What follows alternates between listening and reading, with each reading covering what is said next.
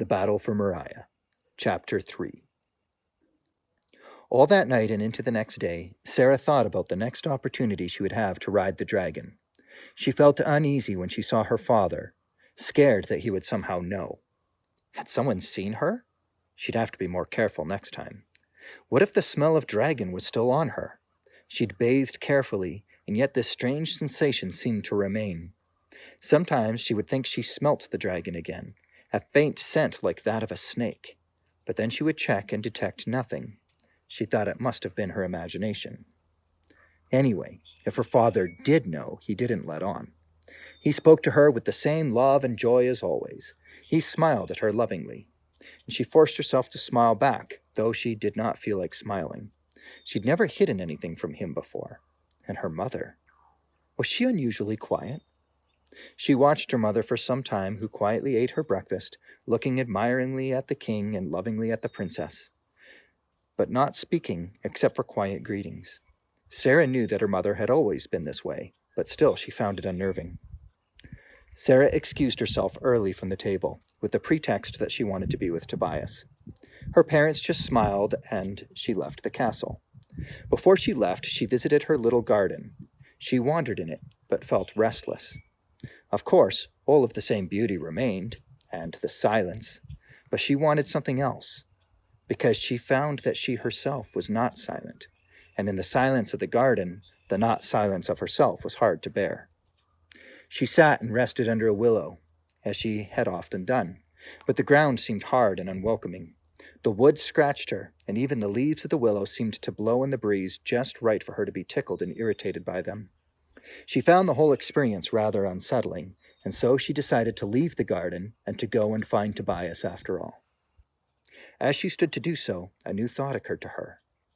Could she be absolutely certain that there was no evidence of the visit of the dragon the previous day? There in the grass. Was that a claw mark? And then a moment later, had she smelt that snaky smell?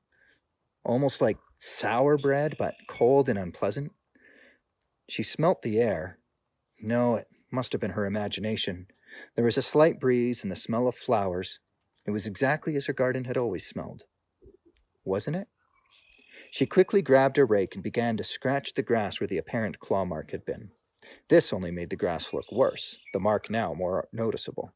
However, she reasoned, at least it would be less obvious than it was. She had covered the mark with so many marks that certainly anyone entering the garden would think it was nothing more than an accident. Surely no association with the dragon would be made. Hurriedly she put the rake away, lest anyone should see her. She made one last check of the garden. Here was a torn flower. Here, a footprint? But she could not reasonably expect anyone to notice these small signs. Could she? She went to find Tobias. She left the castle a little sheepishly, smiling shyly at the servants, who curtsied to her and bowed their heads and showed her all the deference she'd always known. The townspeople, too, smiled respectfully. Her father had so ruled the kingdom that it was perfectly safe for her to walk in the streets without protection.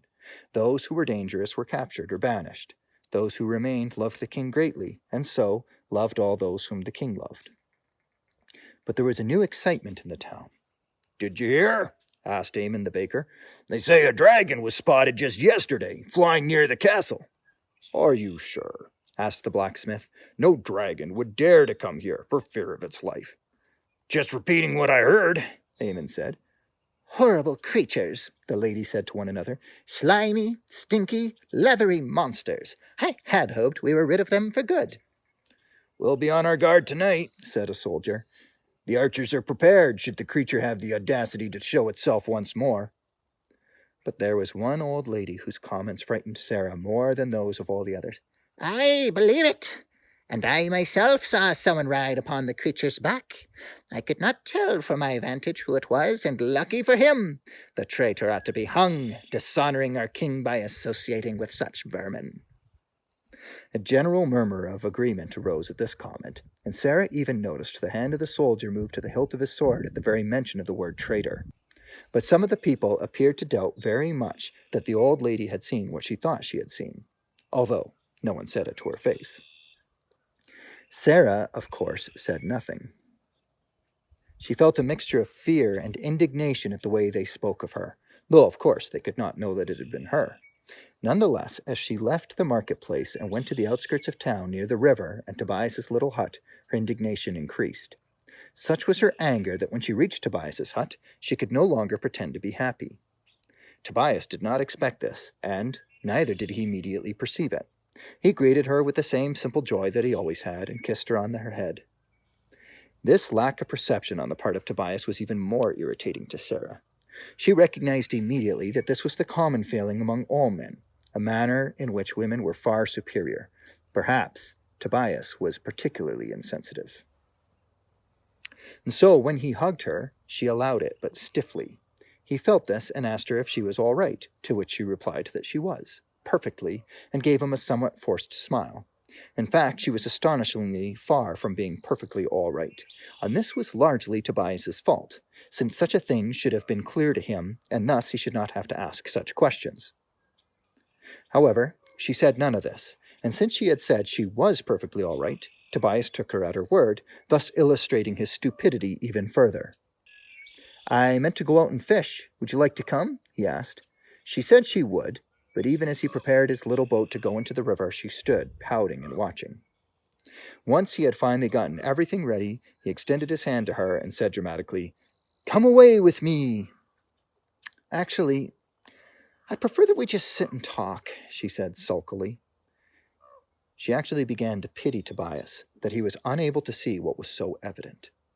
Tobias, for his part, was a little surprised, and wished he'd said something about preferring not to fish before he had made all the preparations, but he realized that something was wrong, so he didn't complain, he just sat with her.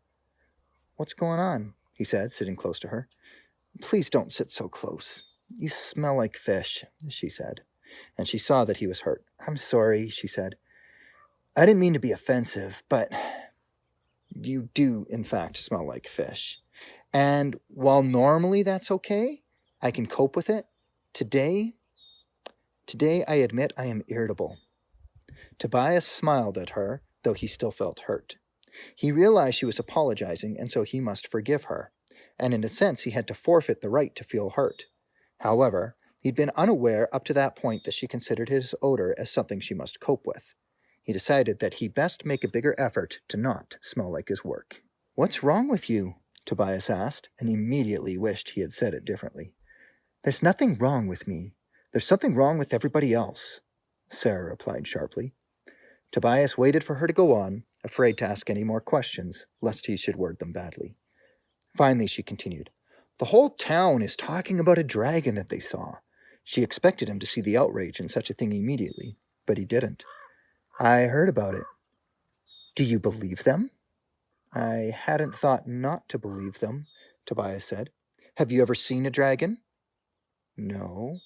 "Would you know one to see one?" "I suppose. I've heard them described. I've seen paintings." "Artists' renditions. These people complain about how awful they think dragons are, but have never seen one." "But I thought you said they did see one just last night." "No," Sarah said, as if she were explaining this to a child. "I said they saw one. They may have been lying. Or mistaken." "Possibly," Sarah allowed. "But these two things are very similar when said with the kind of pathetic, childish enthusiasm with which the townspeople spoke. They acted as though the very presence of a dragon were an affront to the king himself. As if my father were somehow incompetent and so weak of spirit that he would somehow be hurt by such a ridiculous myth." "Assuming it is a myth." "I'm not assuming anything. It is they who are assuming. I am merely relating. Do you really think that a baker, a blacksmith, and a lower-class, cantankerous old woman would have any real logical basis to conclude that what they saw was a dragon at all? They offered no evidence, but only got swept up by hearsay." "I don't see why this offends you." "Tobias, you're one day going to be king of these people. A prestige, I might remind you, given to you only account of my status. As king, do you really want to rule a bunch of superstitious, close-minded fools?" "No, I suppose not." "What is worse, anyway, to allow a dragon into the kingdom, or to have an entire kingdom of stupid people?" At this point, Tobias had begun to recognize the futility of answering her questions. She was quick-tongued today and angry, and he felt that he was somehow the target of her anger, and what was worse, her disdain. After all, what makes a fisherman any smarter than a baker? Does it not follow, therefore, that she must think that he is as stupid as the rest of the townspeople? She had not said so, of course, but he was well aware that as far as status went, he was not her peer. She'd reminded him of that fact, which he had thought didn't bother her much. Now he was not so sure. He felt ashamed, but he did not want to be with her anymore, at least not for the moment while she was angry. He had never realized before how emotionally unstable she was, that such a little thing as a market square discussion could affect her so much. He found her conversation very taxing all of a sudden, and wanted to be out on the deep river fishing. Of course, if she wanted to come, he'd still enjoy her company, provided, of course, that her temperament was more in keeping with that of the still water. "I'm going fishing," he said. She didn't offer to come, and he didn't ask her to. So he went out in his boat, and she walked away. As he watched, he realized that though they had not really fought, forgiveness was needed. He forgave her for her implications that moment, and yet the feeling remained, and he was afraid that she would not forgive him for being stupid. Tobias was not at all able to enjoy the fishing.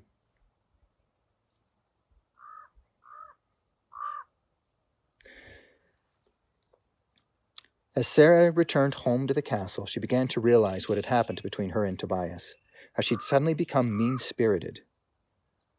Worse, she'd seen that she was difficult for Tobias to love that day. Sarah had always been so beautiful, so well loved by her father and the mother and her villagers. Tobias himself had been so good and loving. To Sarah, the idea that she might be difficult to love was a whole new one. She must make sure that Tobias loved her. This was clear. But how? She knew very well that she was beautiful, and she knew that she was a princess, and that he a little fisherman. It was ridiculous that she should even desire his love when considered. She could have any man in the kingdom. Tobias was a good man, to be sure, but wasn't it true that she had condescended a little to be with him? And her father, well, he'd always been the big-hearted kind. He himself had married a peasant, so it should not serve as any surprise that he would expect the same of her. She felt a little shame then at the thought of her mother as a peasant. It was not the kind of selfish shame associated with the recognition of a poor heritage. Rather, it was a kind of shame she had for her mother herself. Her mother was not royal stock. Sarah had always loved and honored her, and, so far as she saw, so did the townspeople. But the townspeople were stupid, and besides, didn't they fear her father? How can anyone who fears and honors a man not show the same deference to a wife he clearly loves? But perhaps the townspeople themselves would speak behind their backs of the unworthiness of the queen. It was one thing to show honor to royalty when they are near, but what if they were not really sincere? At dinner, Sarah watched her parents intently. She saw, of course, the love between them, but now there were elements in that love that bothered her. She saw that her mother was always showing deference to the king. He remained her king. This, Sarah thought, was not right. Clearly, Miriam had been raised to the level of queenship, but wasn't it all superficial? And the way that Miriam continued to serve and honor the king as though she herself were somehow below him? Sarah began to lose her appetite. Melchizedek, for his part, had a healthy one. He ate and drank and looked lovingly at his wife and daughter, telling jokes and laughing loudly, and completely dominating the conversation, Sarah thought. Sarah's mother listened intently to the king, laughing at his jokes, throwing out a few humorous offerings herself, delighting in her king. And Sarah saw that this was not faked. She knew, as all women inherently know, that a man's ego is fragile, and so women must be careful to maintain an appearance of admiration with men, if they hope to see the men happy. Another woman, perhaps, could have acted this out with equal proficiency, winning the king's esteem, becoming queen, capable of asking for whatever favor she would like. And the king, of course, would never be the wiser, since men are incapable of perceiving such things. But Sarah could see that this was no mere facade on the part of her mother. It was real. And this, of course, was worse. Had it been faked, then Sarah could have at least seen the cunning side. But now, No, her mother was just a simple peasant like the rest, no more cunning or wise. And how is Tobias? Sarah realized her father was addressing her. Good, she said simply. I didn't spend very much time with him. He preferred to go fishing. He didn't invite you? The king seemed surprised. He did, but I wasn't in the mood. The truth was, Sarah found it unlikely that she'd ever be in the mood again. She understood, of course, that Tobias had to go fishing in order to make his living, but there was no reason why she should be a part of that. He enjoyed it somehow, though she couldn't really see how. The stench and dirt of it all. It was, all in all, disgusting. She'd always enjoyed it before, but that was probably the early days of some emotional infatuation in Tobias that made her blind to the reality of the unpleasantness of the situation. She made a little resolution, unknown even to herself, that she would never again be duped by her emotions of love or joy. She must remain on her guard. This was the weakness of her mother, after all. Is something troubling you, dear? Her mother was looking at her.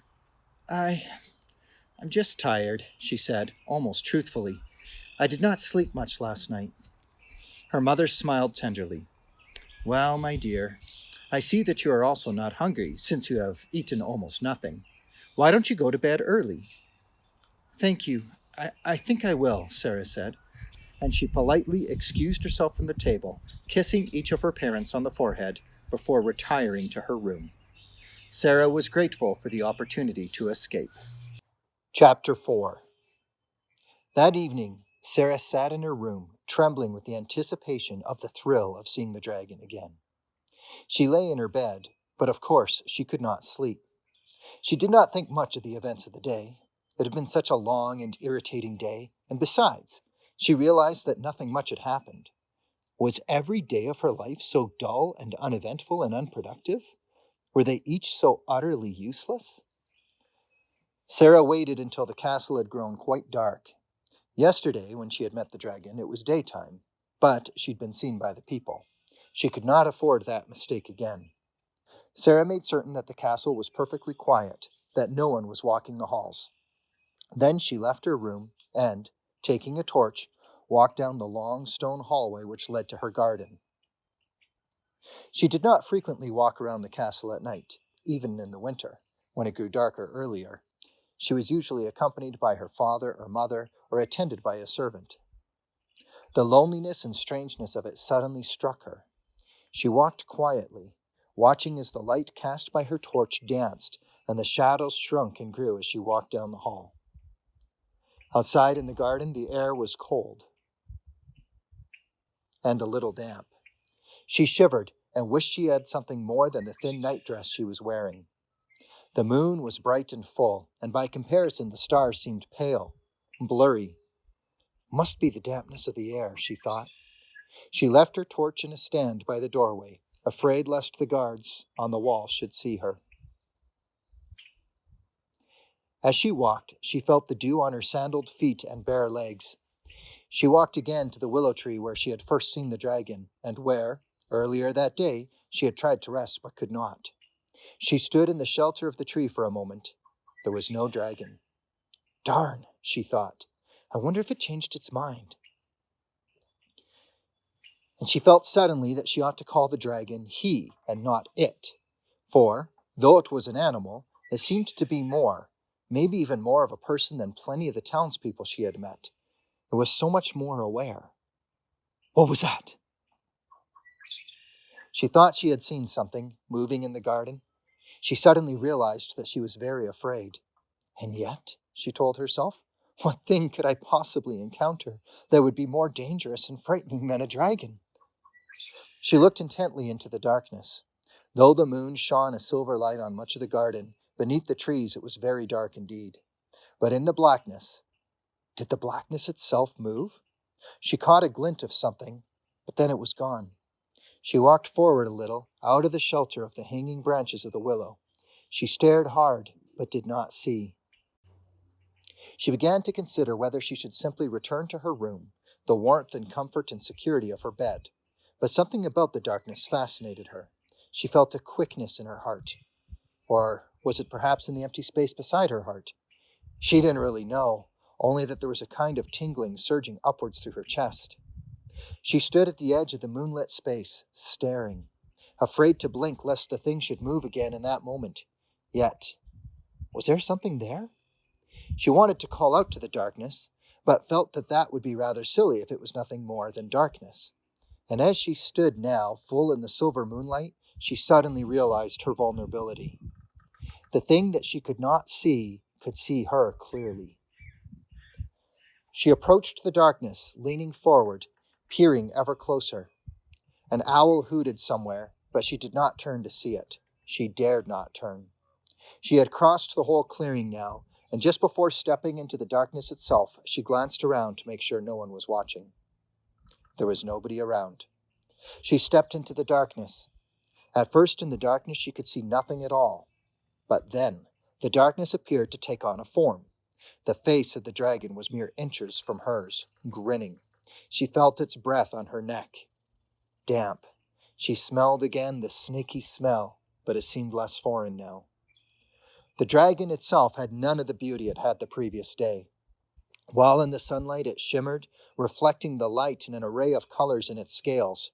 Here it was just dark, cold, hard, with limbs and joints and knuckles, leathery and yet scaly, slimy yet dry. Sarah detested it, but her fascination locked her. She stared right into the eyes of the creature who had watched her walk from the doorway to the willow tree and through the clearing. Here was the spying darkness, face to face, and as she looked at its eyes, she had again the unnerving feeling that she was very vulnerable, that it saw her and she did not see it. Finally, the dragon spoke. "Welcome, my dear."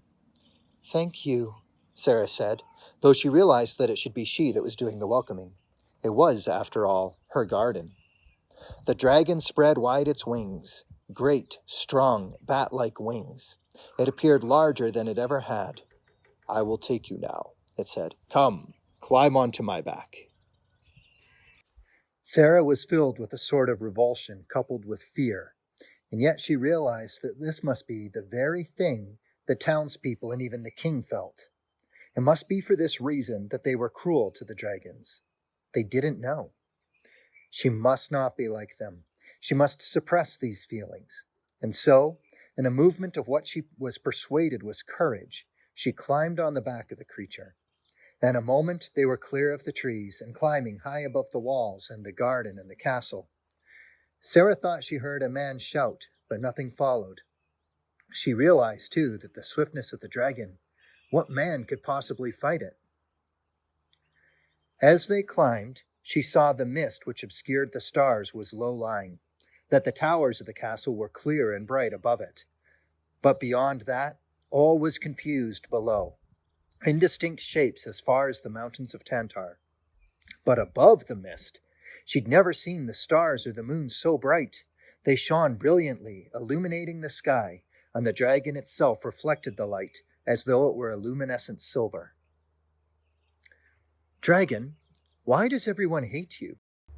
The dragon chuckled without humor at the question. "Because I am ugly."